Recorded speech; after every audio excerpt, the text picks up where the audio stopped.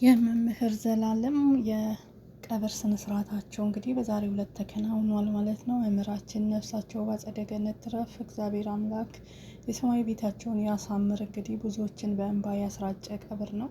እንዲሁም ደግሞ እንዳታለቅሱ ዘምሩ፣ ጥቁር እንዳትለብሱ የእግዚአብሔር ሙሽራ ነውና ነጭ ልበሱ በማለት ሁሉም ሰው ነጭ ለብሶ ሀዘን ሳይሆን ሰርግ በሚመስል መልኩ ወደ ሽኝት ተመልሰዋል። እግዚአብሔር ነፍሳቸውን በአጸደ ገነት ያኑረው። በጣም ልብ ይሰብራል። የእውነት በጣም ያሳዝናል። ወጥቶ ከመቅረት እግዚአብሔር አምላክ ይሰውረን ይሰውራችሁ። እኚህ አባት እንግዲህ የሄዱት ለማስተማር ነበረ።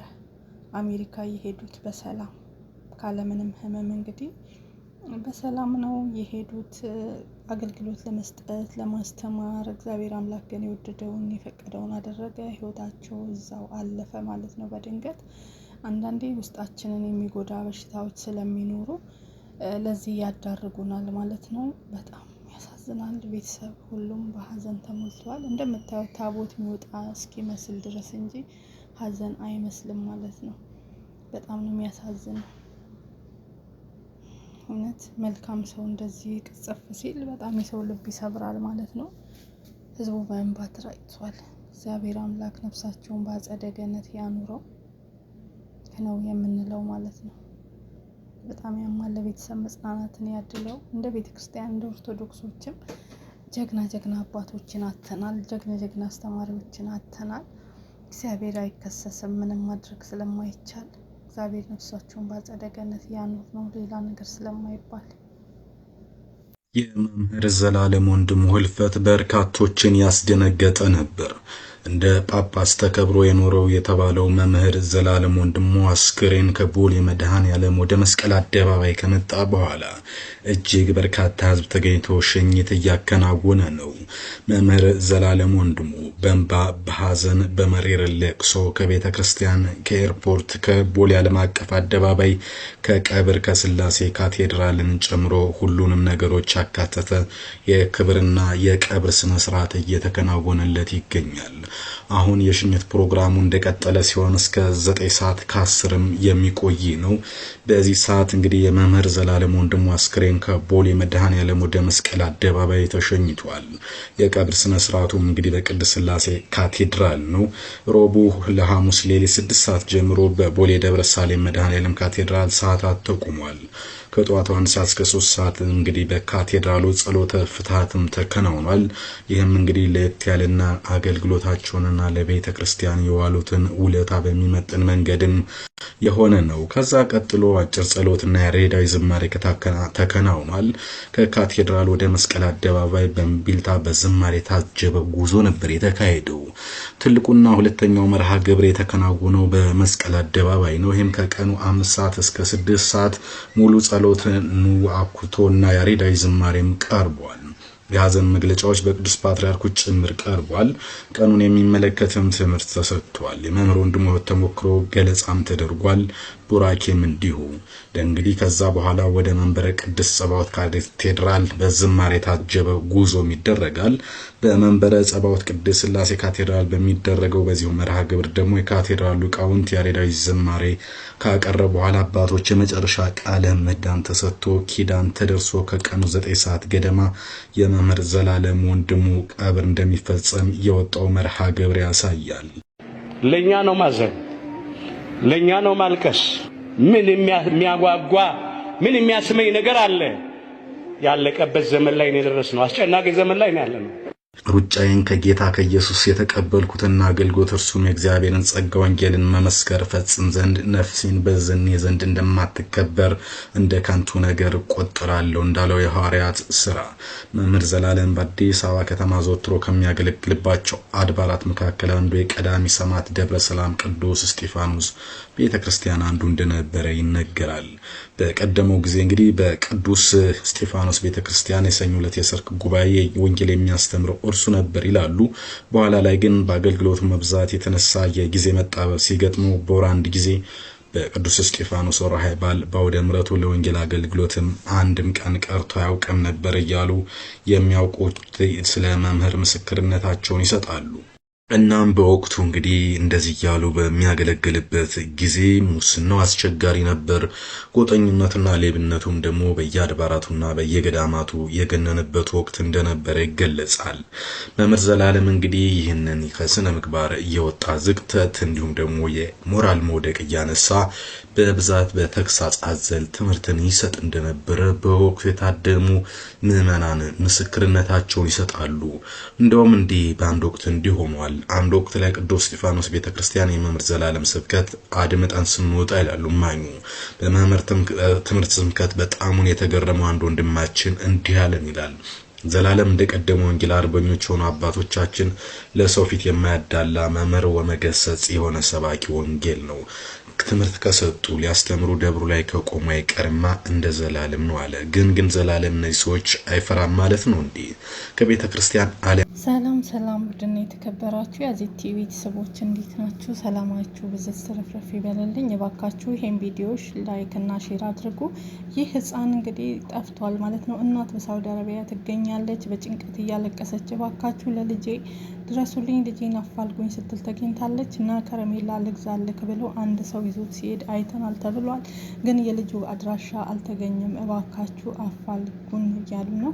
እባካችሁ እንፈልግ። በአሁኑ ሰዓት ላይ ኢትዮጵያ ውስጥ የህፃናት መጥፋት፣ መደፈር እንዲሁም ደግሞ መታገት አዲስ ነገር አይደለም። በጣም ያሳዝናል። ይሄን የመሰለ እንግዲህ እናት በስደት ላይ ደም እንባ እያለቀሰች ትገኛለች። እባካችሁ ሼር አድርጉት። የእናትየውን መልእክት ስሙ ላስገባላችሁ።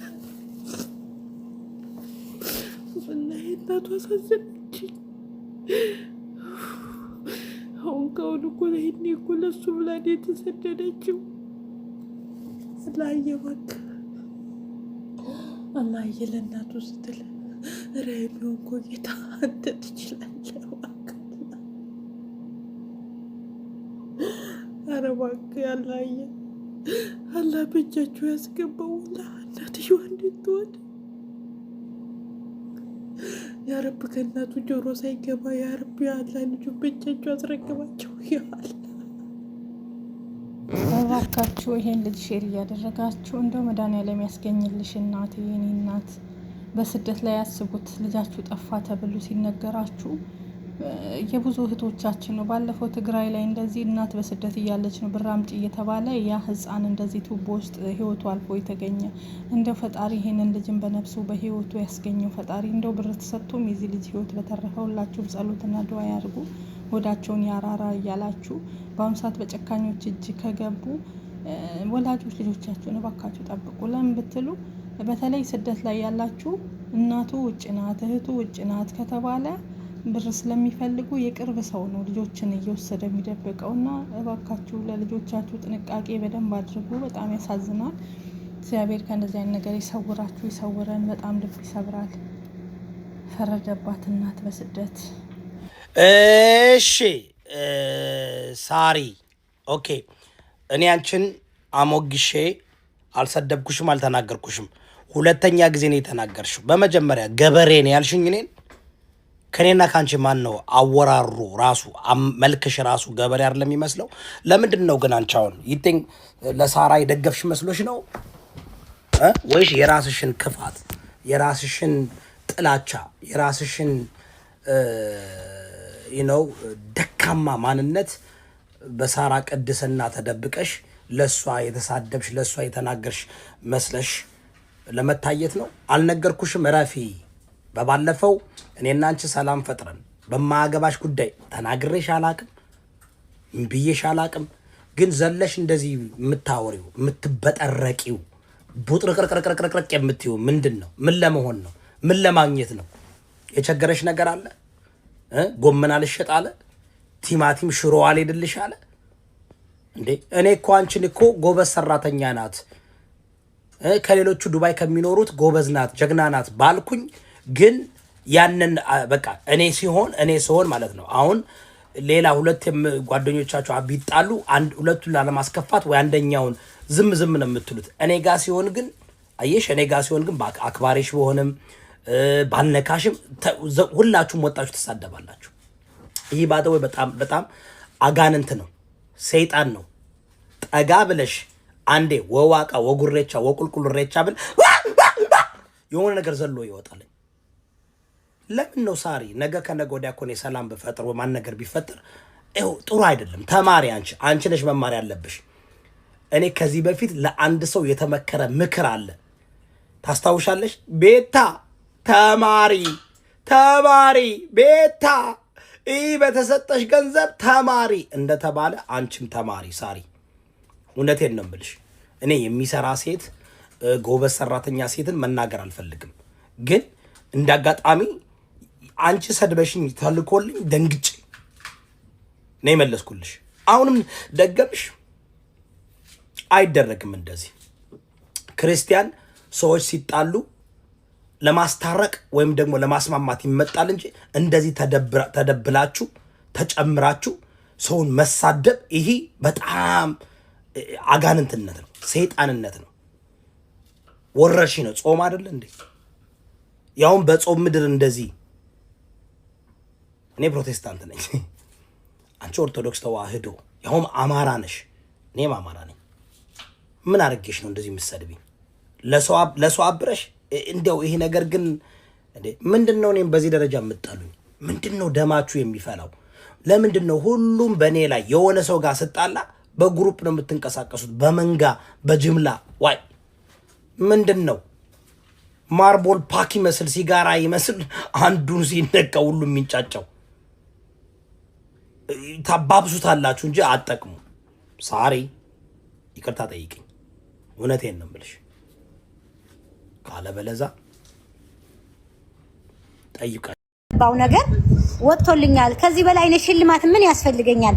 እኔ ግን ባገኛችሁና አንድ ፕሮግራም አዘጋጅቼ እናንተን በቃ ደስ ብሎኝ ሙሉን ሬስቶራንት ዘግቼ የኔን አክባሪዎችና ወዳጆች ብጋብዝ እሱ ነው ሰርፕራይዝ ማድረግ የምፈልገው እንጂ ለኔ ሽልማት ምንም።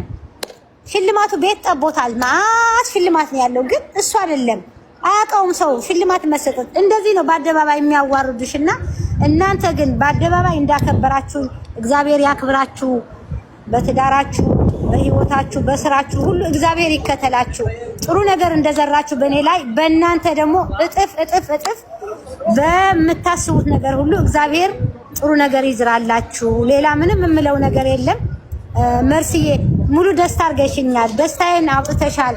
ከማከብራችሁ ከምወዳችሁ የኦሮሞ ህዝብ ጋር ሊያጋጨኝ ያሰበውን ነገር እኔ እንዲያው የበለጠ ያደረኩት በድብቅ የተደረገ ነገር አደባባይ ላይ እንዲወጣ ነው ያደረገው። እኔ ኦሮሞ ባልወድ አገሬ ወስጄ ኢንቨስት አላረግም። አገሬ እየገባው ከዛሬ 15 ቀኔ ነው ከመጣው አዲስ አበባ ሄጄ እንደፈለግ እንዴት ታስገቧታላችሁ እንዴት ትገባለች ምናምን እያለ ብዙ ያወራ ነበርና ንጹህ ኢትዮጵያዊ ምንም አይነት ቆሻሻ ነገር ካፌ ወጥቶ ማያቅ ምንም አይነት ለሰው ስለ ዘር ተናግሬ ማላቅ አደባባይ ወጥቼ ብዙ ሰው መመስከር ይችላል። እንዲህ ብላለች የሚል ሰው ካለ ደግሞ ይምጦ ይውቀሱ ይቀበላል። ከዛ ውጭ ግን መርሲ እኔ ቃላት የለኝም። ሁላችሁም ዶክተር ማሜ እዚህ ያላችሁ በሙሉ ኤልሲዬ፣ ሴናዬ ሁላችሁም እግዚአብሔር ያክብርልኝ። ጉቺ እኔ በጣም ነው የምወድሽ። አሁንም ከነምንሽ የፈለገው ቢሉ ከጎንሽ ነኝ። እኔ በምንም ወደኋላ ምን ሰው አይደለሁም። እስከ ጥግ ድረስ ነው የምወድሽ። ያንቺ ሰክሰስ እና ያንቺ ገና ጀመርሽ እንጂ ገና መጨረሻሽን ያያሉ። አይዞሽ ከጎንሽ ነኝ። እግዚአብሔር ካንቺ ጋር ነው። በጣም የዋህ ነሽ። በጣም ጥሩ እህቴ ቤተሰቤ ነሽ። እኔ አንበሳ ላንቺ ሲያንስሽ ነው። ሌላም ቢደረግልሽ ይገባሻል። እነሱ በሚያዩሽ በነጸር አይደለም። እኔ ጉቺዬ እኔ ወድሻለሁ። በጣም ነው ማከብርሽ። ታውቂያለሽ ላንቺ ያለኝ ክብር። ስለዚህ አንድ ብለሽ እሱን ስም አንስተሽ ከተናገርሽ ከኔ ጋር ትጣያለሽ። በቃ የራሳችን ወሬ እናወራለን። ጊዜ አንቺ በዚህ ጊዜያችን አናጠፋም። እኔ አልኩሽ ሚስቱንና ልጆቹን ሪስፔክት አደርጋለሁ። በቃ እሱ ቢያዋርደኝም ለኔ ክብር ነው። ምክንያቱም እሱ በተናገረው ቦታ ቢገኝ ወጣቱ አይምሮ ስለተነካ የረባ ልጅ ሊያግዛት የሚችል ልጅ የለም። እናትህ ከጎኗ አርጅታለች፣ እሷም ደክማለች። አንተ አሁን ከዱባይ ገብተህ ኢትዮጵያ አሁን ስራ ለመስራት ስንት ፈጃል ብለክ ነው? አልጠየቅም ጭራሽ? ጠይቄያለሁ። ስለ ስራው መብደን ብንም ጠይቅ እኮ ስራው ስንት ይፈጃል? ምንም ሳተሳቀቅ ንገረን እና እኛ አቅማችንን እናግዛለን። ያው ቢያንስ 850 8 ይፈጃል ስራው በሁለት ከብት ለመጀመር ማለት ነው። ምንም ብዙ አይደለም። ከታች የምትጽፉ ብዙም አይደለም። እኔ የምፈልገው አንተ 850 ይፈጃል ካልክ እኛ እስከ 1 ከቻለን እናግዛሃለን ሁላችንም። ስለዚህ ጋይስ ይሄ ወንድማችን በጣም ነው የሚያሳዝነው። ጤነኛ ሳይሆን ነው ዱባይ ላይ ኮንስትራክሽን እየሰራ ያለው። ስለዚህ እናግዛው ሁላችንም ያቅማችንን። አሁን እንጀምር። ምን ትላላችሁ? ቃል ግቡና ቁጥር በጻፍ አይደለም እስኪ አድርጉት። በወሬማ በኮመንት እኮ አይደለም። ኮመንት በነፃ ስለሆነ ዝም ብላችሁ ስለኮመታችሁ ይህን ቁጥር የምንጽፉት ሰዎች እኮ 5 የማትሰጡ ናችሁ። እንደኛ የተግባር ሰው ሁኑና ግቡና አካውንት ነንበር አሁን ይስታን ቃል ግቡ። ኮመንት በጻፍ አይደለም። ኮመንት ማነፃ ነው። ኮመንት ለመጻፍ ምንም የሚከፈል ነገር ስለሌለ 5 ሚሊዮንም 10 ሚሊዮንም ብትጽፉ ጻፉ፣ ቻክችኩ። እኔም አልችለውን ነገር ቃል አልገባለትም። እሱ 8 እስከ 850 ድረስ 2 ከብት ገዝቼ ከእናቴ ጎን ሆኜ ነገ ለምን ነገ አሁን 8700 ሰው ህዝብ እያለ ሁሉም ያቅሙን አሁን ቢሰጥ አይሻልም? አሁን አካውንቱን ሰጥቶን ነገ ለምን ነገ ይሄንን ሰው ደግመን እናገኘዋለን? አሁን በዚህ አጋጣሚ ማገዝ የምትችሉ ሰዎች እየገባችሁ ቃል ግቡ። ግን ስልክ ቁጥር ትሰጣላችሁ። እዚህ ቤት ቃል ገብቶ መውረድ የለም። ስልክ ቁጥር አስመዝግባችሁ ቃል የገባችሁትን አስገብታችሁ ደረሰኝ ትልቃላችሁ። ይገባል ሀረግ አንተን አምና የአንተን ሚዲያ አምና አንተ ጋር እስከመጣች ድረስ። ስለዚህ ፕሊዝ ሀረግን ይቅርታ ጠይቃት። እንዳልክ ሀረግን ይቅርታ መጠየቅ አለብህ ስላሰደብካት በዚች ባለጌ